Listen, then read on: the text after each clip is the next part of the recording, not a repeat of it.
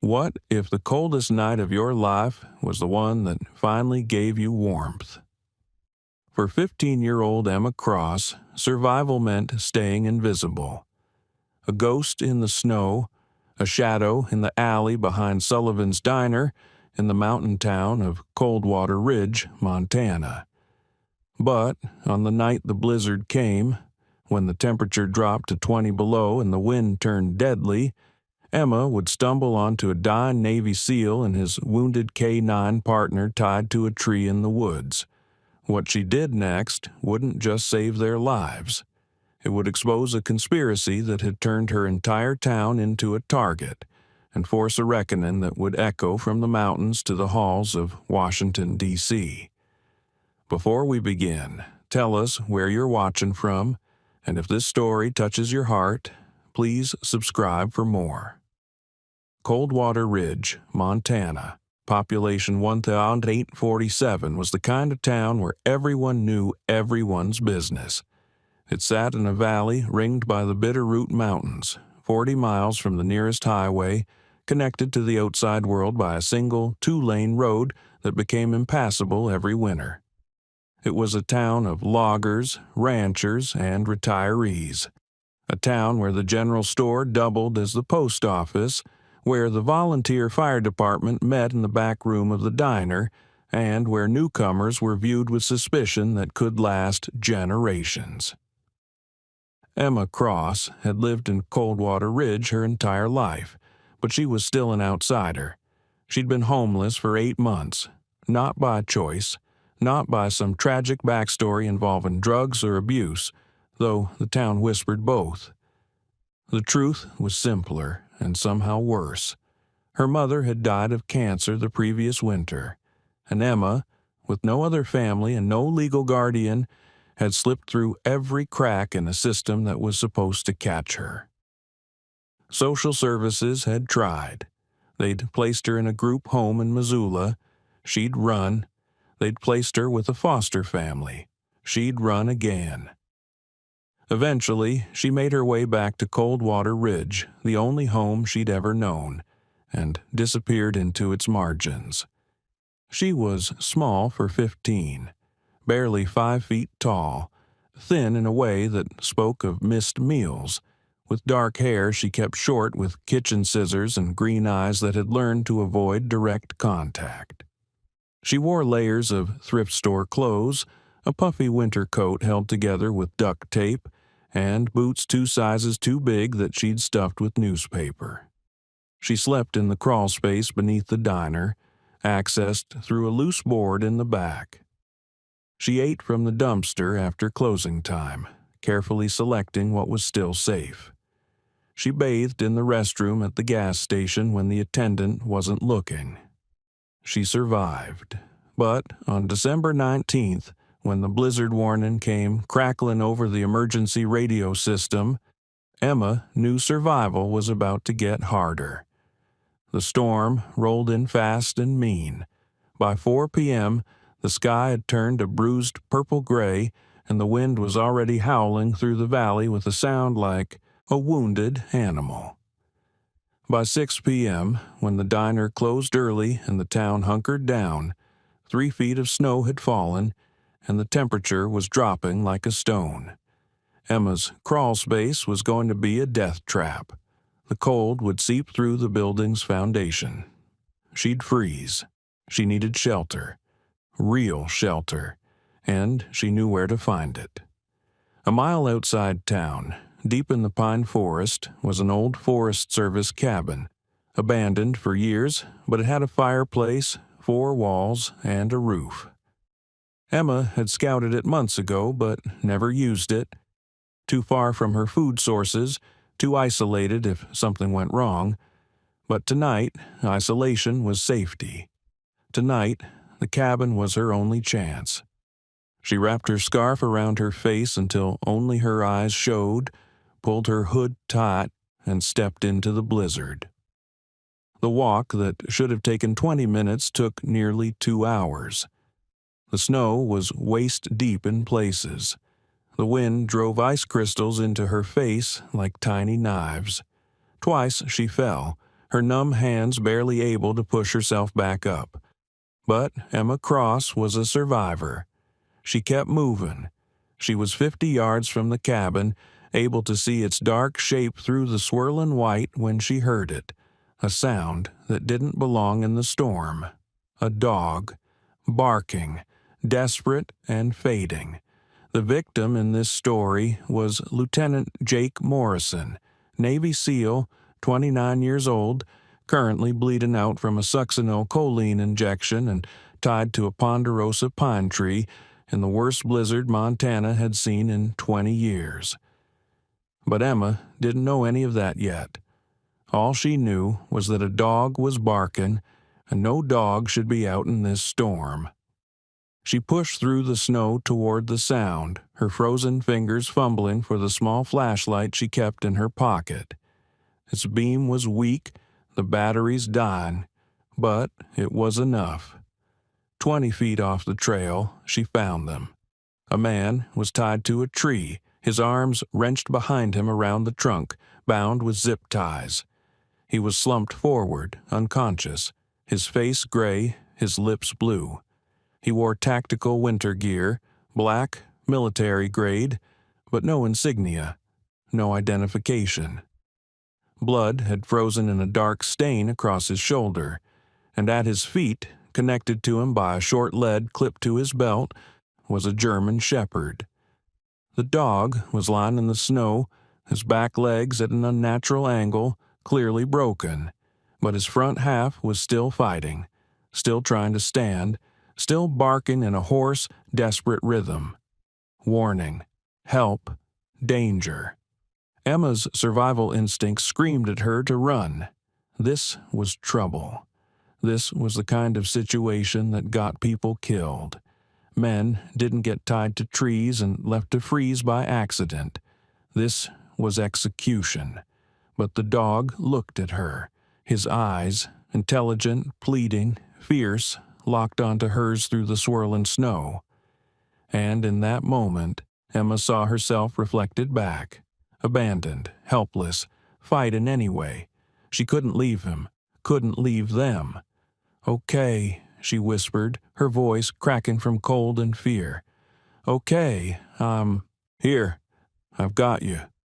She approached slowly, hands visible, the way she'd learned to approach the stray dogs that sometimes roamed the alleys. The German shepherd stopped barking, watching her with wary intensity. When she got within arm's reach, he sniffed her extended hand, then gave a single decisive lick. Permission granted. Emma turned her attention to the man. Up close, she could see he was younger than she'd thought, late 20s maybe. Strong jaw, short dark hair, the kind of muscular build that spoke of serious physical training. Military, she thought, or law enforcement. She pressed 2 fingers to his throat the way she'd seen in movies. His pulse was there, but it was wrong. Too slow, irregular, like his heart was forgetting how to beat. Poisoned, some instinct told her. Not just cold. Poisoned. The zip ties were industrial strength, impossible to break. But Emma had learned to carry a small folding knife, a dollar store special, dull but functional. She sawed through the plastic binding his wrists, her frozen fingers clumsy, taking forever. When the ties finally snapped, the man collapsed forward into the snow.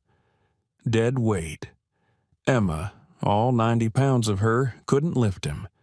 The dog whined, trying again to stand, dragging his broken back legs. "Stop," Emma said firmly.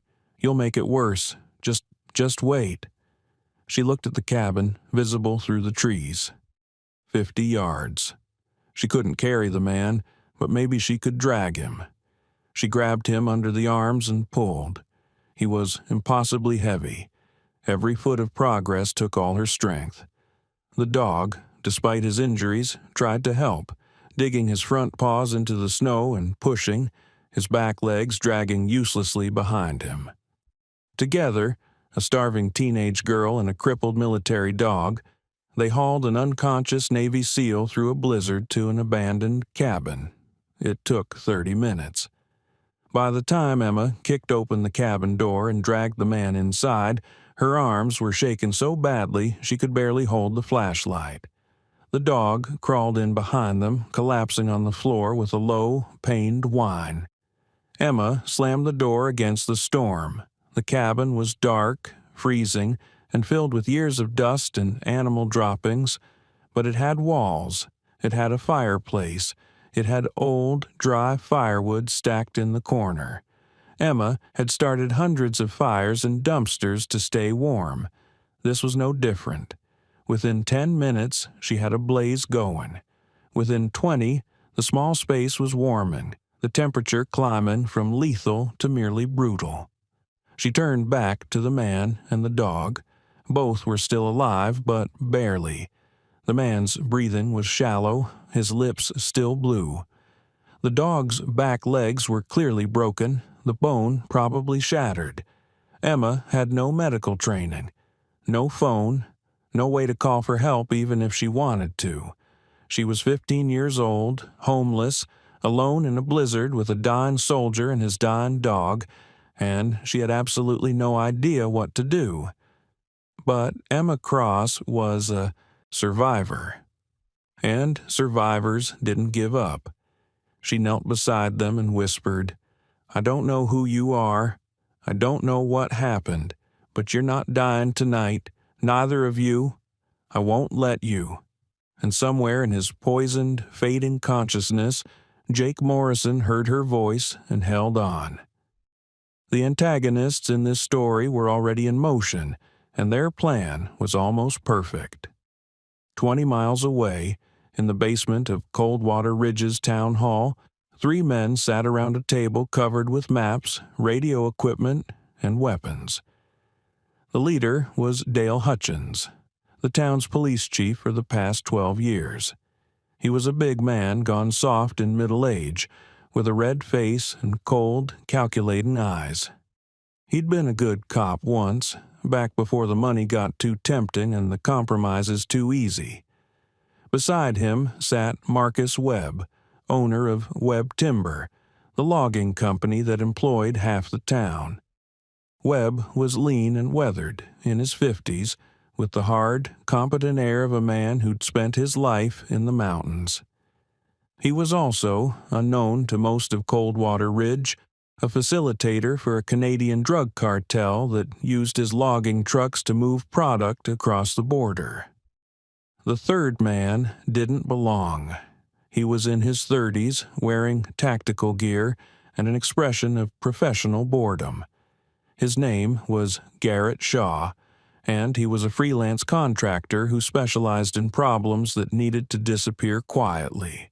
He'd been hired to handle the Navy SEAL situation, and as far as he was concerned, it was handled. "Morrison's dead by now," Shaw said, checking his watch. "Succinylcholine in a blizzard? He'd be gone in an hour. The dog, too. By the time anyone finds them in the spring, there won't be enough evidence to matter." "Good," Webb said. "The last thing we need is federal attention." Chief Hutchins leaned back in his chair, his expression troubled despite the good news. "I still don't understand how he found us. We've been running this operation for 3 years. No leaks, no flags. Then suddenly a SEAL shows up asking questions about truck routes." "Doesn't matter how he found you," Shaw said. "What matters is he's handled. You're clean. We're clean. The operation continues." But it wasn't clean. And in a cabin a mile outside town, their supposedly handled problem was still breathing. If you're enjoying this story so far, don't forget to hit the like button and subscribe. Drop a comment telling me where in the world you're watching from. I love hearing from you. Shaw had made exactly one mistake. He'd assumed the blizzard would do his job for him. He'd injected Morrison with enough succinylcholine to paralyze his breathing, tied him to a tree, shot his dog to ensure he couldn't be tracked or rescued, and left them both to freeze. It should have been foolproof, but he hadn't accounted for a homeless girl with a survivor's instinct and a stubborn refusal to let things die. Back at the cabin, Emma was fighting for two lives with nothing but instinct and desperation. Man, she'd found a name tape on his gear that read Morrison, was barely breathing. His chest would rise, then stop for long, terrifying seconds before rising again. That wasn't cold. That was something else. Poison, her mind kept insisting. Someone poisoned him. She'd seen enough TV to know that poison victims needed to vomit, needed to get the toxin out. But Morrison was unconscious. She couldn't make him throw up without him choking. Keep him warm. Keep him breathing. That was all she could do. She stripped off his wet outer layers, revealing the tactical vest beneath. It had pouches filled with equipment she didn't understand. A radio, zip ties, flex cuffs, ammunition magazines. This was a soldier, an operator. She covered him with every blanket she could find in the cabin, moldy and moth-eaten, but warm. She kept the fire roaring. Then she turned to the dog. The German shepherd was watching her with alert, intelligent eyes despite his obvious pain. His back legs were destroyed, but he wasn't bleeding out. That was good. Maybe. "I don't know how to set bones," Emma whispered. "I'm sorry. I don't know how to fix you." The dog whined softly and licked her hand. Outside, the blizzard screamed. Inside, three beings who should have been dead clung to life. And in town, the men who'd tried to kill them had no idea their perfect crime was unraveling in a cabin in the woods, saved by the one person in Coldwater Ridge that nobody ever noticed. End of Part 1. Word count, 2,200 words. Would you like me to continue with the complete story, parts 2V, to finish the full 9,000 to 12,000 word script, or would you prefer to review Part 1 first? The first hour was the longest of Emma's life. She sat cross-legged between Morrison and the dog, feeding the fire, watching their breathing, and trying not to panic. The cabin was warming, but Morrison wasn't improving. His lips were still blue. His breathing still had those terrifying pauses that made her heart stop. The dog was more alert. He'd managed to drag himself closer to Morrison, his body positioned protectively despite his broken legs. Emma could see the bond between them, something deeper than training, something forged in circumstances she couldn't imagine. "What's your name, boy?" she whispered, running her hand gently over his head. His ears were soft, his fur thick and warm. There was a patch on his tactical vest. K9 Unit, Odin. "Odin," Emma said. "Okay, that's a strong name. God of War, right? I read that somewhere." Odin's tail thumped once against the floor. Emma checked Morrison's vest more carefully, looking for anything that might help. She found a medical kit. Jackpot.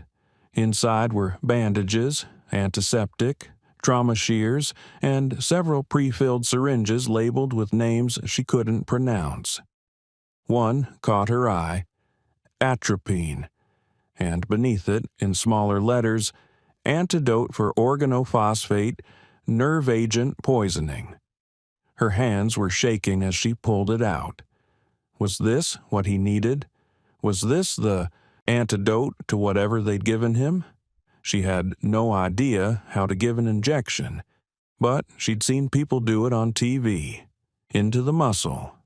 The thigh was a muscle, right? "Please, let this be right," she whispered. She pulled up the leg of Morrison's tactical pants, exposing his thigh. She uncapped the syringe, positioned the needle, took a breath, and jabbed it in hard. Morrison didn't react. She pressed the plunger, watched the clear liquid disappear into his muscle, and pulled the needle out. And then she waited. For 5 minutes, nothing happened. Morrison's breathing stayed shallow and irregular. Odin watched her with those intense eyes as if judging whether she'd made the right call. Then Morrison gasped, a sudden sharp intake of breath that filled his lungs. His body convulsed once, hard, and his eyes flew open. He tried to sit up, tried to speak, but only managed a strangled sound. His eyes were wild, unfocused, scanning the dark cabin like a man waking from a nightmare. "Hey, it's okay," Emma said quickly, putting her hands up. "You're safe. You're in a cabin. There's a storm. I found you in the woods. You were tied to a tree." Morrison's eyes locked onto her face. She watched him process. Teenager, female, alone, not a threat. His gaze shifted to Odin, and something in his expression cracked. "Odin," he rasped. His voice was destroyed, barely more than a whisper. "He's alive," Emma said quickly. "His back legs are broken, but he's alive. He's right here." Morrison tried to move toward his dog, but his body wouldn't cooperate. His muscles were still partially paralyzed, twitching and spasming as the antidote fought the poison in his system. "Don't move yet," Emma said. "You were poisoned. I gave you something from your med kit. Atropine. I don't know if it was right, but you're breathing better now." Morrison's eyes widened slightly. Surprise, maybe respect. He managed a single word. "Good." Then his eyes rolled back and he passed out again. Emma's heart nearly stopped, but when she checked his pulse it was stronger, more regular. The antidote was working. She sat back, her whole body shaking with exhausted relief.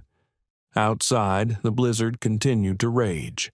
Inside, two warriors who should have been dead were clinging to life because a homeless girl had refused to walk away. Emma added more wood to the fire and settled in to wait. At 11 p.m., in the town hall basement, Chief Hutchins' radio crackled to life. "Chief, this is Baker. We've got a problem." Hutchins grabbed the radio. "What kind of problem?" "There's smoke coming from the old Forest Service cabin. Someone's up there." The three men exchanged looks. "Impossible," Shaw said. "Nobody goes up there in winter. The road's impassable." "Could be squatters," Webb suggested. "We get them sometimes. Homeless types looking for shelter." "Or," Shaw said quietly, "someone found our seal." The room went silent. "We need to check it out," Hutchins said.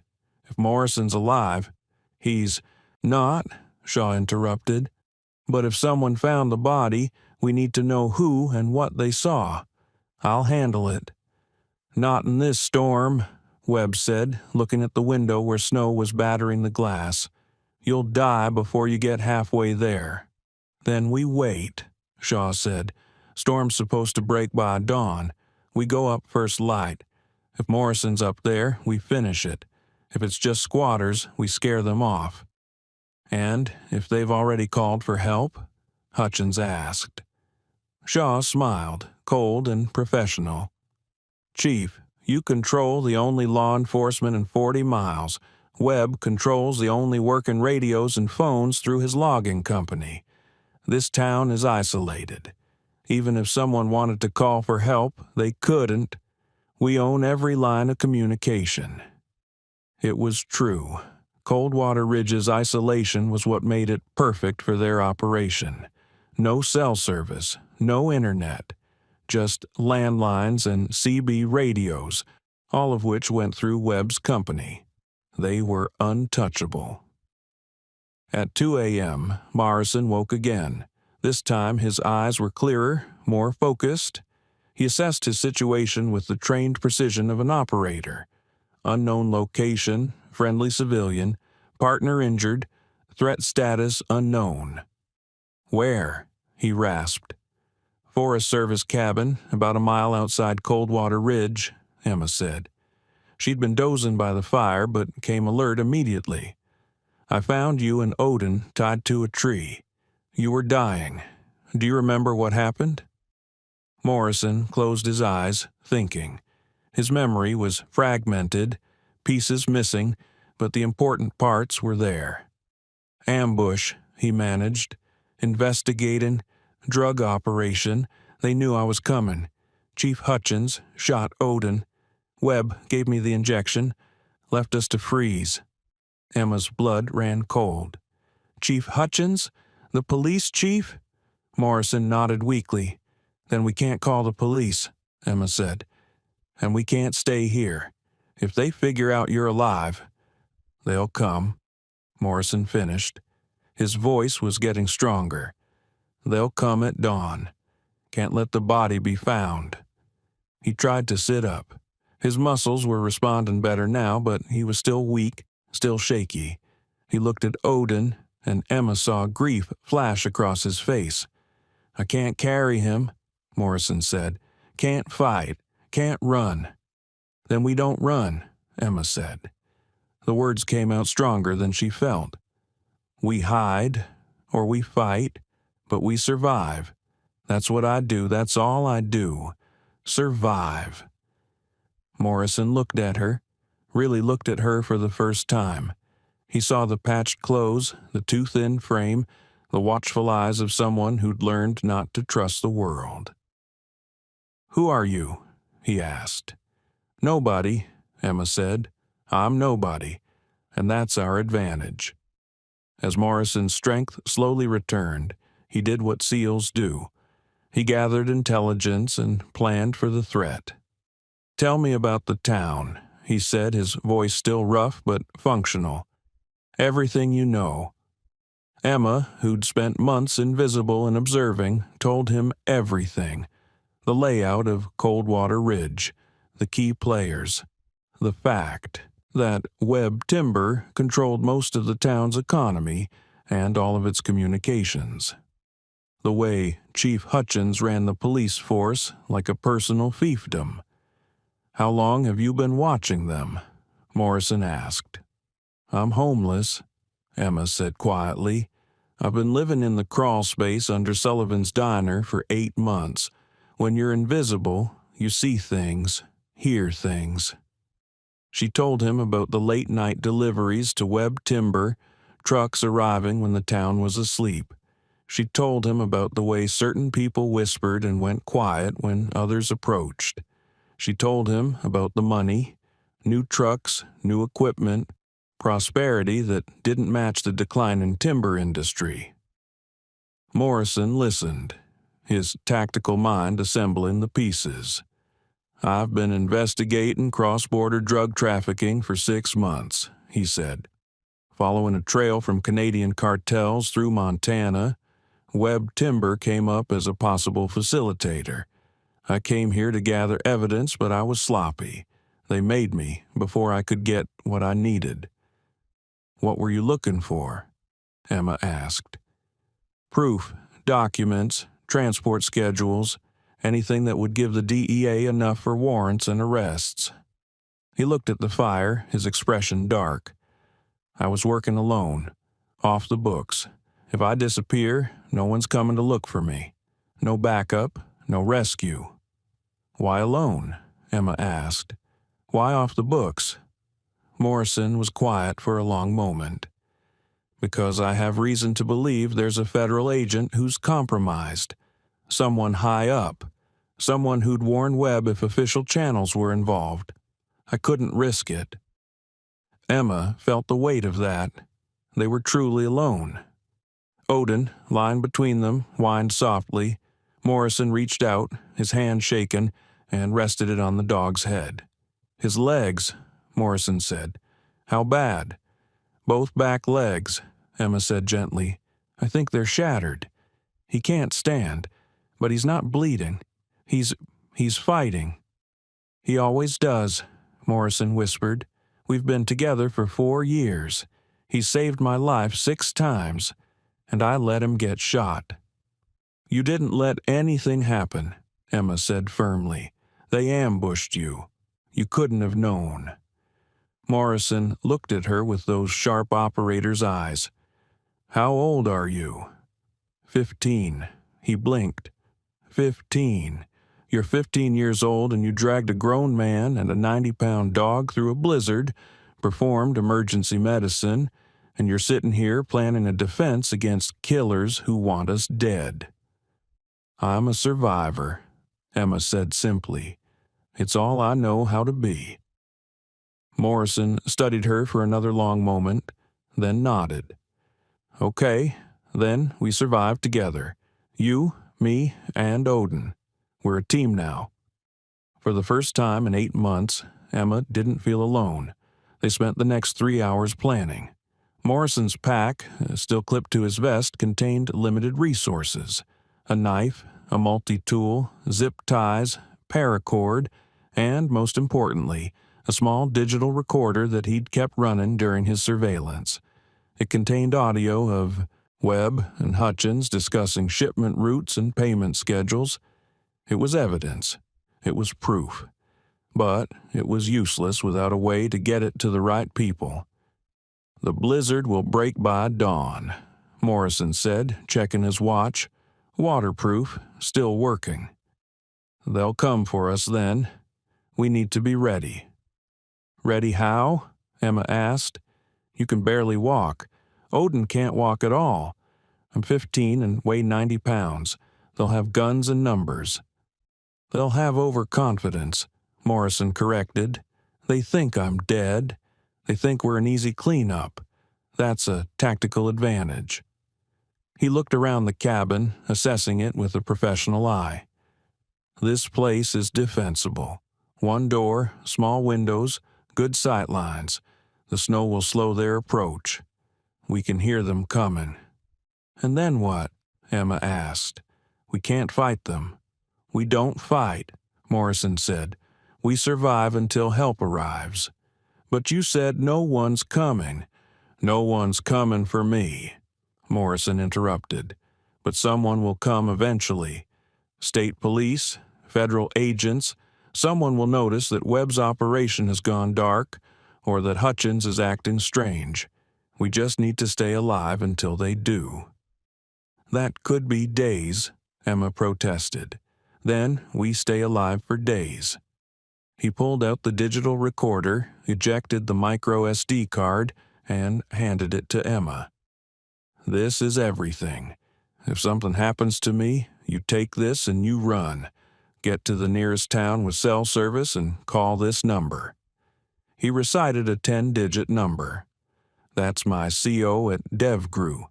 Tell him Morrison's package found the proof. He'll know what to do." Emma stared at the tiny card in her palm. It was smaller than her thumbnail. "This is really that important? This could take down a network that moves 50 million in drugs a year," Morrison said. "This could save lives. So yes, it's that important." Emma closed her fist around the card. "I won't let you down." "I know you won't," Morrison said. And somehow, despite everything, he believed it. Outside, the blizzard began to ease. Dawn was coming, and with it, the men who'd tried to kill them once were coming to finish the job. At 0600, as gray dawn light began to filter through the blizzard's remnants, Garrett Shaw stood in the lobby of the Coldwater Ridge Police Station, gearing up for what he thought would be a simple body disposal operation. He wore tactical winter gear, a sidearm on his hip, and a rifle slung over his shoulder. Chief Hutchins and 2 of his officers, Baker and Torres, both on Webb's payroll, were similarly equipped. "Simple in and out," Shaw said, checking his weapon. "We confirm Morrison's dead, retrieve the body, dump it somewhere it'll never be found. The dog, too.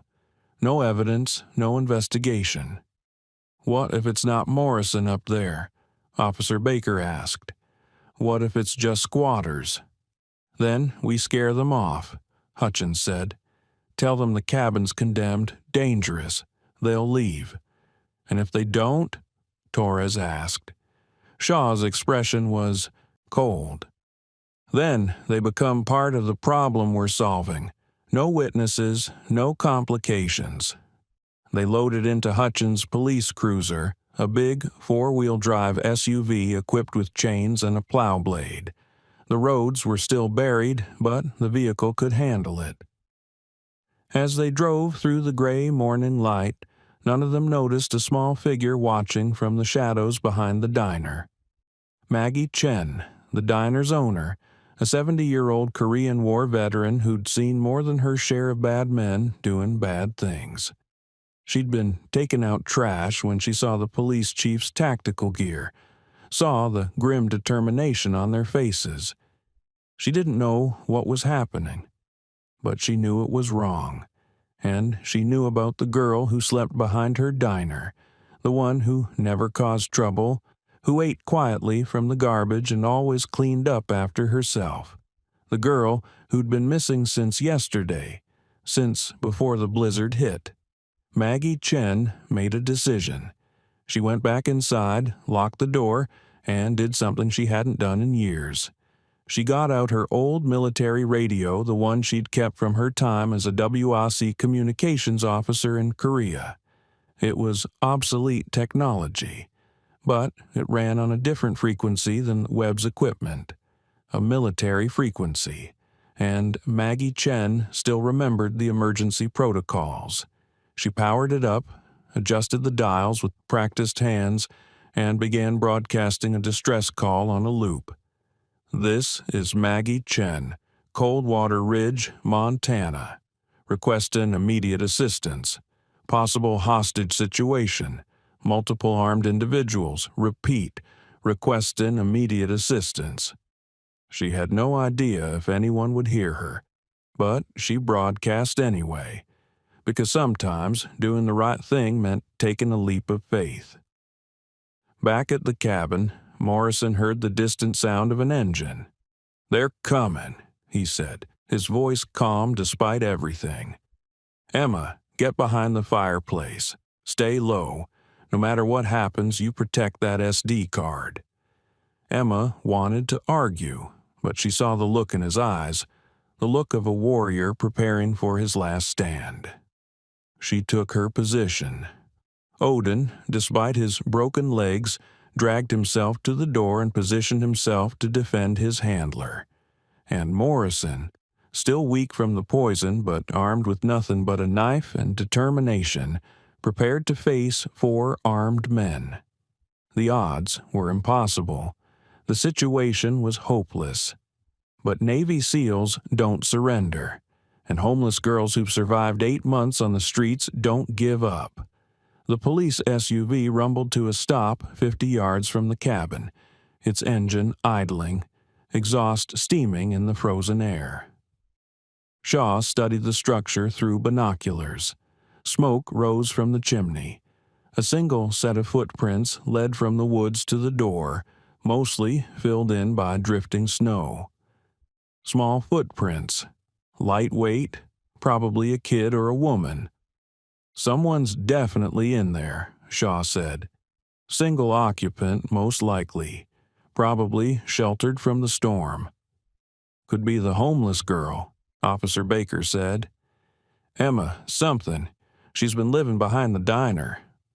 Hutchins frowned. "Emma Cross? She's just a kid. 15, maybe. Harmless." "Then this is easy," Shaw said.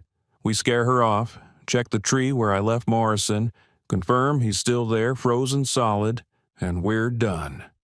They exited the SUV, weapons ready but not raised. This was supposed to be a cleanup, not a firefight. Shaw took point, moving through the deep snow with practiced efficiency. The others followed: Hutchins, Baker, Torres. 4 armed men approaching a cabin that held 1 Navy SEAL, 1 crippled dog, and 1 teenage girl. They were 10 yards from the door when Odin started barking. It wasn't the desperate bark of yesterday. It was a warning bark, aggressive and territorial. The bark of a military working dog announcing that this perimeter was defended. Shaw froze. "That's a K9. Morrison's dog," Hutchins breathed, his face going pale. "He's alive. The SEAL is alive."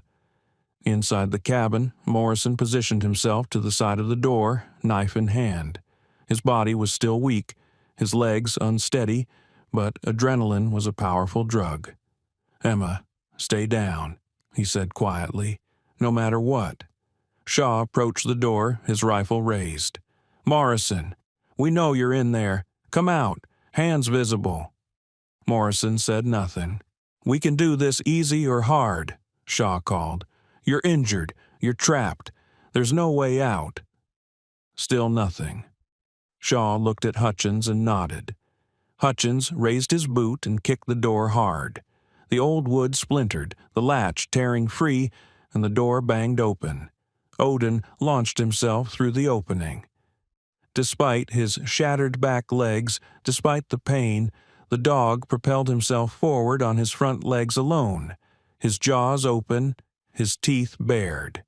He hit Shaw center mass, his momentum and surprise sending the contractor stumbling backward into the snow. Shaw's rifle discharged, the shot going wild into the trees, and Morrison moved. He burst through the door behind Odin, using the dog's attack as cover. He was on Baker before the officer could swing his weapon around. Morrison's knife flashed once, not a killing strike, but a disabling one, slashing across Baker's gun hand. The officer screamed and dropped his weapon. Torres tried to bring his rifle to bear, but Morrison was already inside his guard. A brutal elbow strike to the throat sent Torres to his knees, gagging and helpless. 2 down in 5 seconds. But Morrison's body betrayed him. His legs gave out, the poison still affecting his motor control. He went down hard in the snow. Shaw had recovered, shoving Odin off him. The dog had torn through his tactical coat, but hadn't penetrated deep enough for serious injury. Shaw raised his rifle, aiming directly at Morrison's head. "Shouldn't have survived, SEAL," Shaw said, and then a rock hit him in the temple. It wasn't a large rock, maybe the size of an egg, but thrown hard and accurately by a girl who'd spent months learning to hunt rats. In alleys for food, it struck with enough force to snap Shaw's head sideways and open a gash above his eye. Emma stood in the cabin doorway, her arm still extended from the throw, her face fierce. "Leave him alone," she screamed. Shaw wiped blood from his eye and smiled, a cold, professional expression. "Well, the homeless girl. This just got interesting." Hutchins, the only one still standing and uninjured, raised his service weapon, not at Morrison, at Emma. "I'm sorry, kid," Hutchins said, his voice almost regretful. "Wrong place, wrong time." Morrison tried to lunge forward, but his body wouldn't respond. "No." The shot that rang out didn't come from Hutchins' gun. It came from the tree line, 70 yards away, and it hit Hutchins's hand with surgical precision. The police chief's weapon flew from his grip, and he howled in pain and shock. A voice boomed across the clearing, amplified by a megaphone. "All personnel, weapons down. This is Montana State Police. You are surrounded." Shaw's head snapped toward the trees. Through the thinning snow, he could see figures emerging. Lots of figures. Body armor, rifles, official vehicles moving down the access road. "Impossible," Shaw breathed, but it wasn't impossible, because 80 miles away at Malmstrom Air Force Base, a young communications officer had been monitoring emergency frequencies when he picked up an old woman's distress call on a military channel. A call mentioning Coldwater Ridge, hostages, and armed individuals. The same Coldwater Ridge where a Navy SEAL had told his commanding officer he'd be conducting off-book surveillance. The same Navy SEAL who'd missed his last 3 check-ins. The pieces had come together fast. State police had been mobilized, federal agents notified, and a rescue operation launched into a blizzard based on nothing but an old woman's hunch and a young officer's initiative. Montana State Police Sergeant Diana Reeves emerged from the tree line, rifle shouldered, voice carrying absolute authority. Garrett Shaw, Dale Hutchins, Marcus Webb. Yes, we know you're in your vehicle, Webb. You're under arrest for drug trafficking, attempted murder of a federal operator, and about a dozen other charges we'll think of on the way to the station.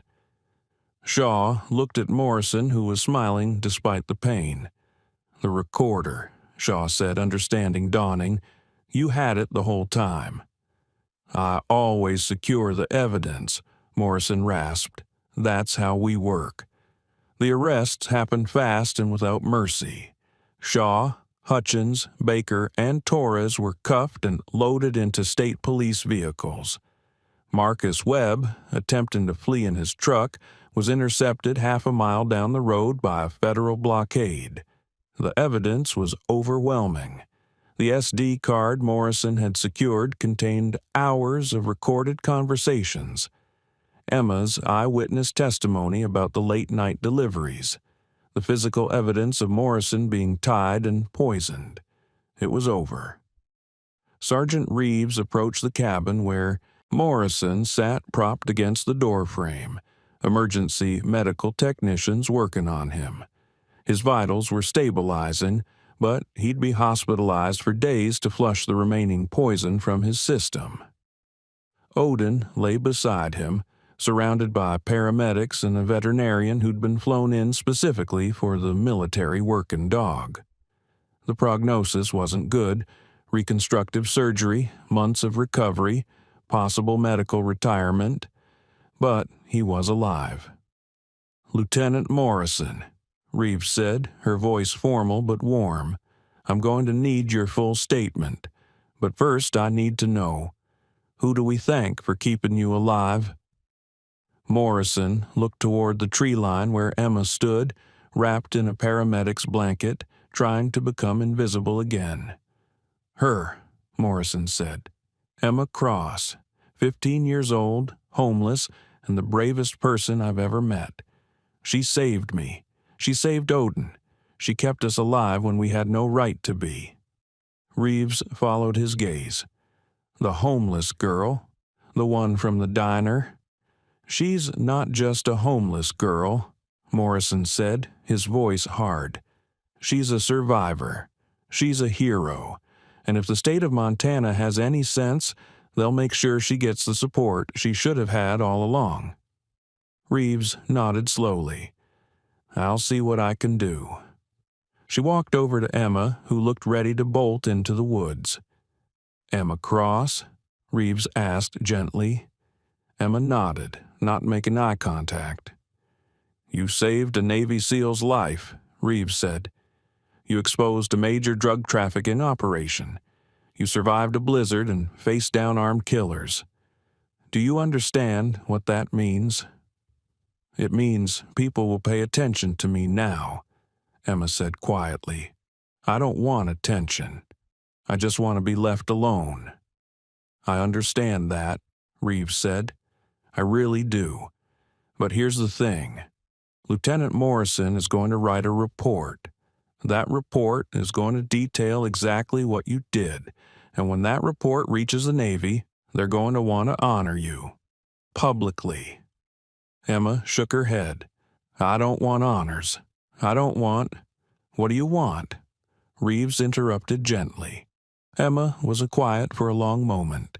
When she spoke, her voice was barely a whisper. A home. A real home. I just want to stop running. Reeves crouched down to Emma's level. Then that's what you'll get. I promise you. Social services failed you. The system failed you. But we're going to fix that, starting today. Emma looked at her, searching for the lie, the catch. But Reeves's eyes were steady and honest. Okay, Emma finally said. Later, after the medical helicopters had airlifted Morrison and Odin to a hospital in Billings, after the last of the arrests had been made and the evidence cataloged, Emma stood in Sullivan's diner with Maggie Chen. The old woman had made hot chocolate. real hot chocolate, not the powdered stuff, and placed it in front of Emma. "You did good, kid," Maggie said. "Real good." "You're the one who called for help," Emma said. "How did you know?" "I didn't know," Maggie admitted, "but I saw bad men doing bad things, and I saw you were missing. Sometimes you don't need to know everything. You just need to do what's right." Emma wrapped her hands around the warm mug. "What happens now?" "Now?" Maggie smiled. "Now you move into the apartment above the diner. It's not much, 1 room, shared bathroom, but it's warm and it's safe. You work for me part-time, washing dishes, bussing tables. You go back to school. You live like a kid is supposed to live." Emma's eyes filled with tears. "Why would you do that?" "Because I was you once," Maggie said quietly. 70 years ago I was an orphan in San Francisco, and someone gave me a chance. I'm just passing it forward." Emma couldn't speak. She just nodded, tears streaming down her face. For the first time in 8 months, she cried, not from fear or hunger or cold, but from hope.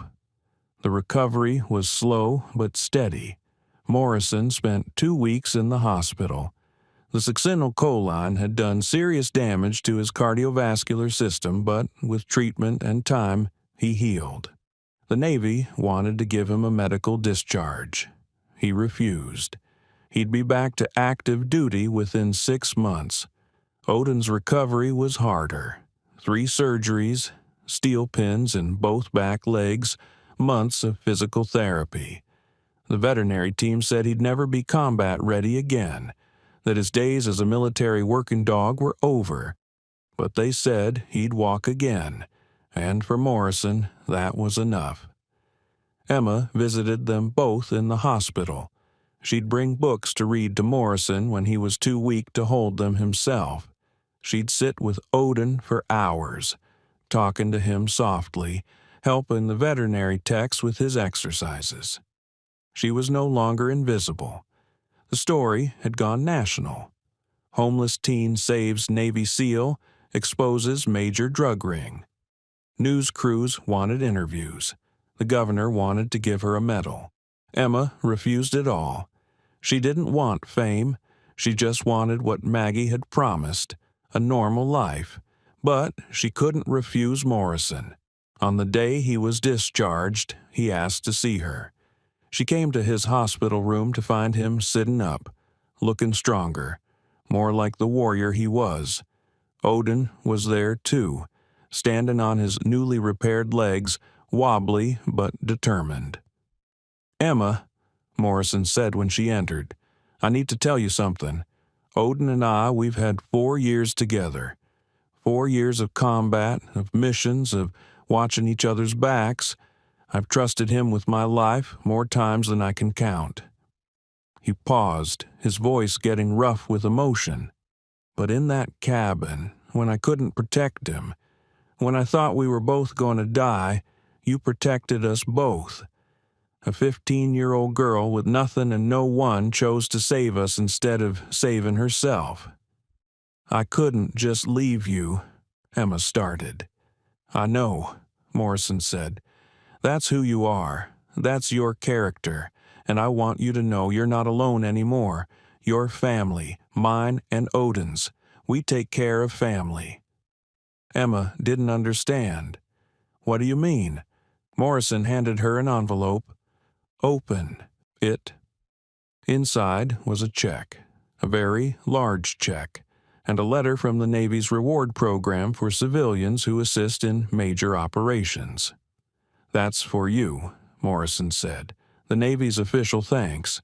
It's enough to pay for college, for a car, for a start at an actual future." Emma stared at the numbers, not quite believing them. "But more than that," Morrison continued, "I've talked to Maggie Chen. I've talked to social services. I've talked to the base chaplain who's also a certified foster care provider. We've arranged for legal guardianship. You'll have a home, a real, legal, permanent home. Emma looked up, tears streaming down her face. Why? Why would you do all this? Morrison smiled. Because you saved us, and we save each other. That's what families do. Odin walked over, carefully, still learning his new legs, and pressed his head against Emma's hand. And Emma Cross, who'd been alone for so long, finally understood what it felt like to belong. The Webb Timber drug trafficking operation turned out to be far bigger than anyone had anticipated. Federal agents descended on Coldwater Ridge like an occupying army. DEA, FBI, ATF, every three-letter agency with jurisdiction wanted a piece. They set up a command center in the town hall, the same building where Webb and Hutchins had planned their operations. The irony wasn't lost on anyone. Special Agent Marcus Reed, DEA, led the investigation. He was a veteran agent in his 50s with gray hair and the weary eyes of someone who'd seen too much. He called Morrison and Emma in for a debriefing 2 weeks after the arrests. They met in a secure room at the hospital where Morrison was still technically a patient. Emma sat beside him, Maggie Chen on her other side as her legal advocate. Odin lay at Morrison's feet, his presence a quiet comfort. I need you both to understand the scale of what you uncovered, Reed began, spreading files across the table. Webb Timber wasn't just moving drugs. They were operating as a full-service trafficking hub. Canadian cartels would bring product across the border: cocaine, fentanyl, methamphetamine, and Webb would distribute it through his logging network to 6 western states. How long? Morrison asked. 7 years, Reed said grimly. Maybe longer. We're still piecing together the timeline.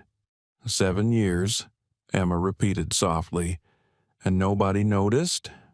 People noticed, Reed corrected.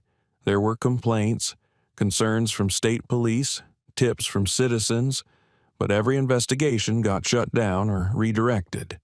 He pulled out another file. Because Webb had protection, high-level protection. Morrison went very still. How high? Reed looked at him directly. Assistant Director Catherine Voss, DEA Montana Field Division. She's been on Webb's payroll for at least 4 years. Every investigation that got close, she killed.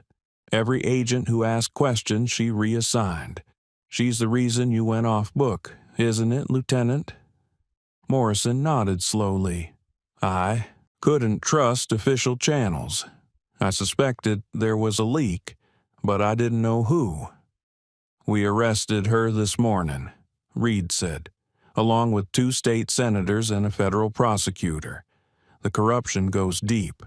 Your evidence, combined with what we've seized from Webb's operation, is going to bring down a network that stretches from British Columbia to Arizona. Emma felt sick. All those drugs, all those people they hurt, and the people who were supposed to stop them were helping them? Yes, Reed said simply. That's why what you did matters so much, Emma. You weren't a part of the system. You couldn't be bought or intimidated or redirected. You were just a kid who chose to do the right thing, and that broke everything open. I didn't know any of that, Emma said. I just didn't want them to die. I know, Reed said gently. That's what makes it heroic. After Reed left, Morrison turned to Emma. His expression was serious. There's something else you need to know, he said. Shaw didn't work for Webb directly.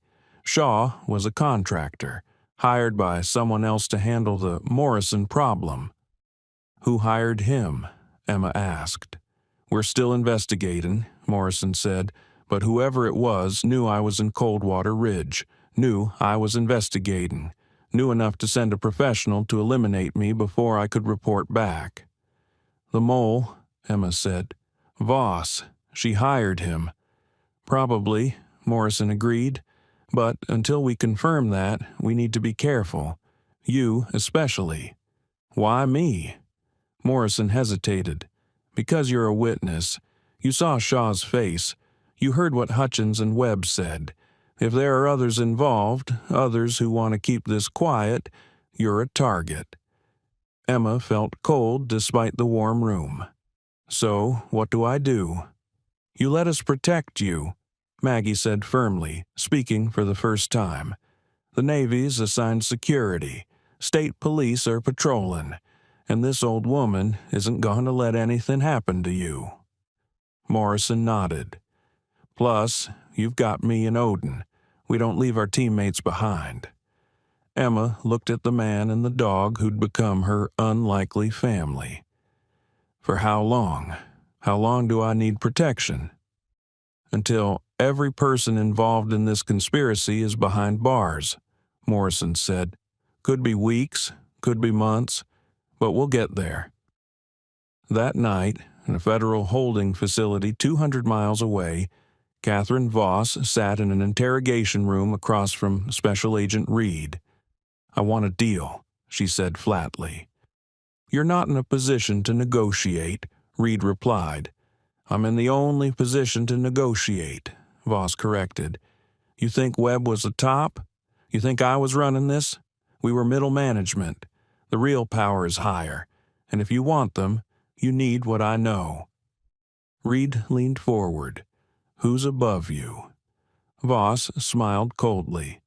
Give me immunity and witness protection, and I'll give you a cartel structure that'll keep your agency busy for the next decade. Otherwise, I'll take the fall, do my 20 years, and keep my mouth shut. Those are your options. Reed wanted to refuse, wanted to tell her she'd rot in prison. But he was a pragmatist. He knew that sometimes you had to deal with the small fish to catch the big ones. I'll talk to the prosecutor, he said. You do that, Voss said, but do it fast, because the people above me, they don't like loose ends, and right now, I'm the loosest end there is. The deal was made.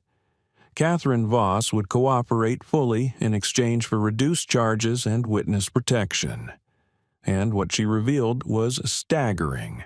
The Webb timber operation was one node in a network of 40 similar operations across the western United States and Canada. Small towns with isolated locations, corrupted local officials, and legitimate businesses that provided cover for trafficking. The network moved an estimated $200 million in drugs annually. And at the top of it all was a Canadian crime family called the Rousseau Organization, run by 3 brothers out of Vancouver. We've been trying to get the Rousseaus for 15 years, Reed told Morrison during a secure video call. They're ghosts, layers of insulation, legitimate businesses, political connections. Your evidence is the first real crack in their armor we've ever had. So, what's the plan? Morrison asked. He was at Maggie's apartment, which had become the unofficial headquarters for Team Emma, as they'd started calling themselves. Coordinated takedowns across 6 states and 2 provinces, Reed said. We're working with Canadian authorities, state police, DEA, FBI. It's going to be the largest organized crime operation in a decade. When? 3 weeks. We need time to build the cases, coordinate logistics, ensure we hit everyone simultaneously so no one gets warned. Morrison frowned. That's a long time for secrets to stay secret. I know, Reed said, which is why we're keeping the operation compartmentalized. Only senior leadership knows the full scope. Everyone else gets piecemeal assignments. And Emma? She's still a material witness, Reed said, but once the arrests go down, the threat level drops significantly. She'll be able to live a normal life. After the call ended, Morrison found Emma in the apartment's small kitchen, doing homework. The sight was so normal, so teenage, that it made him smile. She'd enrolled in high school. She was working part-time at the diner. She'd been fitted for glasses she'd needed for years but never had. She was, slowly and carefully, building a life. "How's algebra?" Morrison asked. "Terrible," Emma said without looking up. "Why does anyone need to know what X equals?" "Fair point," Morrison said. He sat across from her. "I need to talk to you about something serious." Emma put down her pencil. "What's wrong?" "Nothing's wrong. But in 3 weeks, they're going to make mass arrests. After that, you'll probably need to testify at trials. Federal prosecutors will want your statement. Defense attorneys will try to discredit you." "I know," Emma said quietly. "Agent Reed told me." "It's going to be hard," Morrison said. "They're going to bring up your homelessness, your lack of education. They're going to try to make you look unreliable." "I am unreliable," Emma said. "I'm a high school dropout living above a diner. Why would anyone believe me?" "Because you're honest," Morrison said firmly. "Because you have integrity. Because when it mattered, you chose right over easy. That's worth more than any credentials." Emma looked at him with those old, wise eyes. "You really believe that?" "I know it," Morrison said.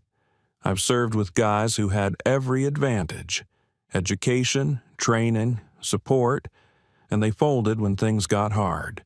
And I've served with guys who had nothing and gave everything. You're the second kind, Emma. You're a warrior. You just don't wear a uniform." Emma was quiet for a moment. "What if I mess up? What if I say the wrong thing and they get away?" "Then we'll deal with it," Morrison said. "But I don't think you'll mess up. I think you'll walk into that courtroom and tell the truth, and the truth will be enough." "I hope you're right." "I am," Morrison said. "I'm a SEAL. We're never wrong." That got a smile out of her. The 3 weeks passed in a strange mixture of routine and tension. Emma went to school. Morrison continued physical therapy. Odin learned to walk without limping. Maggie ran her diner, and Mother henned everyone within reach. But beneath the surface, preparations were being made. Federal agents positioned across 6 states, warrants sealed and ready, tactical teams briefed and equipped. It was the calm before a very large storm. On the night before the operation, Morrison got a call from his commanding officer at DevGru, the SEAL team he'd been attached to. "Morrison, it's Commander Hayes." "Sir," Morrison said, standing automatically despite being alone in his room. "I've been briefed on the operation tomorrow. I want you to know what you did, going off book, investigating alone. It was reckless and violated protocol." Morrison's stomach sank. "Yes, sir." "It was also brave and necessary," Hayes continued. "You identified a compromised federal agent, uncovered a major trafficking network, and you did it while poisoned and left to die. That's the kind of operator I want on my team." "Thank you, sir." "When you're cleared for duty, you're coming back to the team. Full reinstatement. And I'm recommending you for the Navy Cross." Morrison was speechless. "But, Morrison," Hayes said, his voice softening slightly, "I need you to understand something. The girl, Emma Cross, what she did for you, keeping you alive, getting help, that's valor. Real valor. Make sure she's taken care of. Make sure the system doesn't fail her again." "I will, sir," Morrison said. "I promise." "Good." Hayes out. Morrison set down the phone and looked at Odin, who was watching him with calm, knowing eyes. "We found a good one, didn't we, boy?" Morrison said. Odin's tail thumped in agreement. Tomorrow, justice would be served. Tomorrow, the conspiracy would be shattered. Tomorrow, 40 operations would fall and hundreds of criminals would face consequences. But tonight, in a small apartment above a diner in Montana, A girl who'd been nobody was studying algebra. A SEAL who'd almost died was recovering, and a dog who'd given everything was learning to walk again. And that, Morrison thought, was what winning really looked like. The operation launched at 0600 across 6 states and 2 Canadian provinces. 200 federal agents, 50 state police units, Canadian RCMP tactical teams, all moving simultaneously on 40 targets. In Coldwater Ridge, the coordination point was the town hall. Emma, Morrison, and Maggie watched from Maggie's apartment as vehicles rolled through the pre-dawn streets, FBI, DEA, state police, all converging on addresses where Webb's associates had been identified. "It's really happening," Emma whispered. "It's really happening," Morrison confirmed. The arrests went smoothly. Most of the targets were caught by surprise, still sleeping when tactical teams breached their doors. A few tried to run. None succeeded. By noon, the operation was complete. 47 individuals arrested. 6 tons of drugs seized, $23 million in cash and assets frozen. The Rousseau organization's American network was destroyed, but the Rousseau brothers themselves were still at large.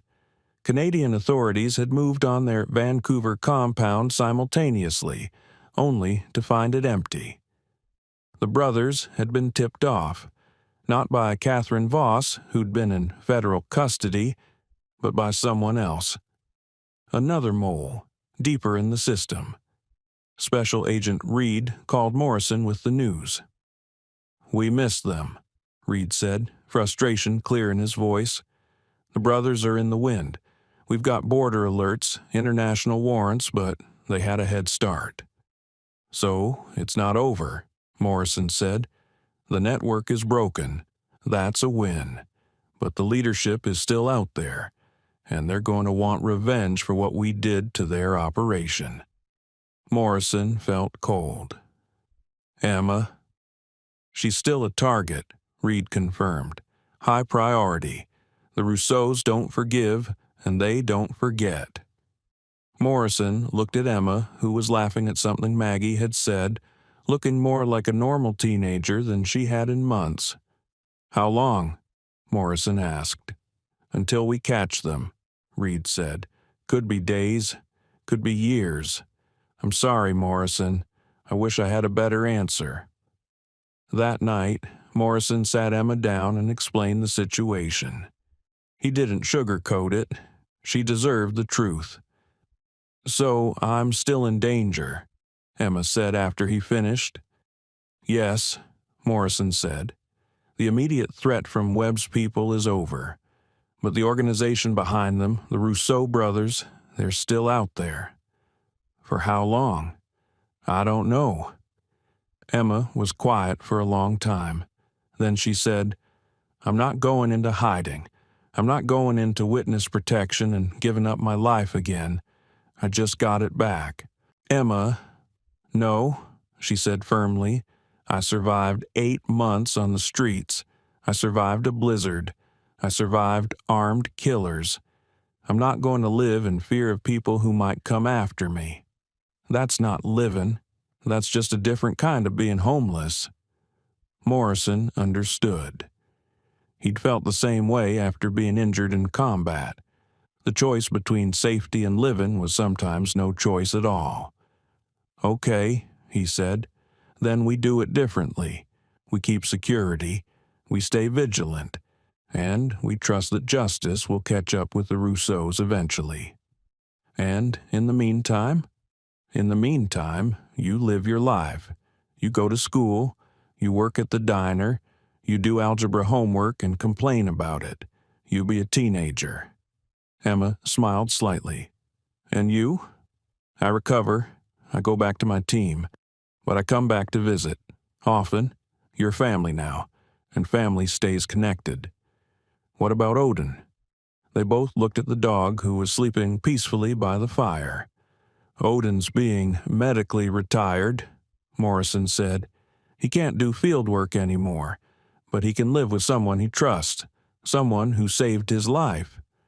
Emma's eyes widened. Me? You want me to take care of Odin? If you'll have him, Morrison said. He's a lot of work. He'll need medication, continued physical therapy, regular vet visits, but he's loyal, he's protective, and he loves you. Emma dropped to her knees beside Odin, hugging the big dog. Yes, of course, yes. Odin's tail thumped and he licked her face. Morrison smiled. His partner had found a good home, and Emma had found a guardian. It wasn't the ending he'd planned. The Rousseau brothers were still out there. The threat remained. But sometimes you had to trust that you'd done enough, that you'd broken the network, that you'd saved the lives that needed saving. And sometimes you had to have faith that a girl who'd survived everything and a dog who'd given everything would survive whatever came next. Together. The trials began 6 months later. Dale Hutchins, Marcus Webb, Garrett Shaw, and 44 associates faced charges ranging from drug trafficking to attempted murder to corruption. The evidence was overwhelming. The testimony, including Emma's, was damning. Emma took the stand on a cold March morning, wearing clothes that Maggie had helped her pick out. She looked small in the federal courtroom, surrounded by lawyers and marshals and the weight of justice. But when she spoke, her voice was steady. She told the truth, all of it, finding Morrison and Odin in the blizzard, the cabin, the confrontation, Shaw's threats, Hutchins's betrayal. The defense attorneys tried to discredit her. They brought up her homelessness, her lack of formal education, her troubled background. Emma didn't flinch. "You're right," she said when one lawyer suggested she was unreliable. "I am homeless. I am a dropout. I've had a troubled background, but that doesn't mean I'm a liar. I know what I saw. I know what I heard. And I know that those men tried to murder a Navy SEAL and his dog because they were afraid of the truth. Well, I'm not afraid of the truth, and neither should this court be." The gallery erupted in applause. The judge had to bang his gavel for silence. Morrison, sitting in the back row with Odin at his feet, had never been more proud. The verdicts came swift and unanimous. Guilty on all counts. Hutchins got 25 years. Webb got 30. Shaw got life without parole for the attempted murder of a federal agent. Catherine Voss, who'd cooperated fully, got 15 years in permanent exile from law enforcement. Justice wasn't perfect. The Rousseau brothers were still at large, their hunt ongoing. But the network was destroyed, the corruption exposed, the guilty punished. It was enough. After the trials, Emma's life found a rhythm. She finished high school with honors. She got a job at the local library. She adopted Odin officially, and the two became inseparable. She even started volunteering with a homeless outreach program, using her experience to help others who'd slipped through the cracks. Morrison returned to active duty with DevGru. He deployed twice more, both successful operations. But between deployments, he always came back to Coldwater Ridge. To Maggie's diner, to Emma, they were family. On the 1-year anniversary of the blizzard, they gathered at the cabin where it all began. The Forest Service had officially preserved it as a historical site, a reminder of courage in the face of impossible odds. Morrison, Emma, Maggie, and Odin stood together in front of a small plaque the town had installed. On this site, December 19th, Emma Cross, age 15, saved the life of U.S. Navy SEAL Lieutenant Jake Morrison and K-9 partner Odin, and in doing so exposed a criminal conspiracy that had corrupted an entire region. Her courage reminds us that heroism knows no age, no status, no boundaries, only character. "They spelled your name right?" Maggie said approvingly. "It's nice," Emma said softly, "but I still don't feel like a hero." "Heroes never do," Morrison said. "They just do what needs doing and hope it's enough." "Was it?" Emma asked. "Enough?" Morrison looked at her, healthy, educated, stable, with a future stretching ahead of her. He looked at Odin, retired but content, his purpose shifted from combat to companionship. He looked at Maggie, who'd become the grandmother Emma never had. "Yeah," Morrison said, "it was enough." The Navy wanted to give Emma a medal. She refused. The governor wanted to give her a commendation. She refused that, too. What Emma did accept was a scholarship, a full ride to the University of Montana, funded by a Navy program for civilians who demonstrated exceptional valor in support of military operations. She enrolled in social work, determined to fix the system that had failed her so she could help others who fell through the cracks. On her first day of college, Morrison drove her to campus. Odin sat in the back seat, his head out the window, enjoying the autumn air. "Nervous?" Morrison asked. "Terrified," Emma admitted. "Good," Morrison said. "That means it matters." He walked her to her dorm, helped her carry boxes, and gave her the kind of pep talk that only a Navy SEAL could give, practical, blunt, and somehow comforting. "Remember," he said as he prepared to leave, "you've already survived the worst. College is easy compared to a blizzard." "I'll try to remember that during finals," Emma said with a smile. Morrison hugged her, something that would have been unthinkable a year ago, but now felt natural. "Proud of you, kid," he said. "Proud of you too," Emma replied. Odin, not wanting to be left out, pressed between them, his tail wagging. As Morrison drove away, he watched Emma in the rearview mirror. She was standing in front of her dorm, waving, looking like she belonged. And she did. The bond between Morrison and Emma remained strong despite distance. They texted regularly, video called weekly. He visited during her breaks. She visited the base when he was stateside. She met his team, the other SEALs who'd become his brothers. They treated her with the respect due a fellow warrior, because that's what she was. When Morrison was awarded the Navy Cross for his actions in Coldwater Ridge, Emma was in the audience, and when they called her name to receive a civilian honor for valor, Morrison was the one who pinned it to her jacket. The photo of that moment, a Navy SEAL in dress blues standing beside a college student, both wearing medals, both smiling, went viral.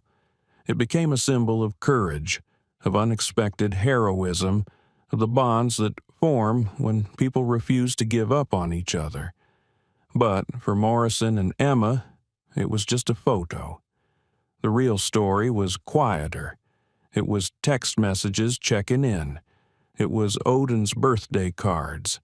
It was Thanksgiving dinner at Maggie's where they'd all gather and give thanks for the blizzard that had brought them together. What is the measure of courage? What is the weight of a single choice to help instead of walking away?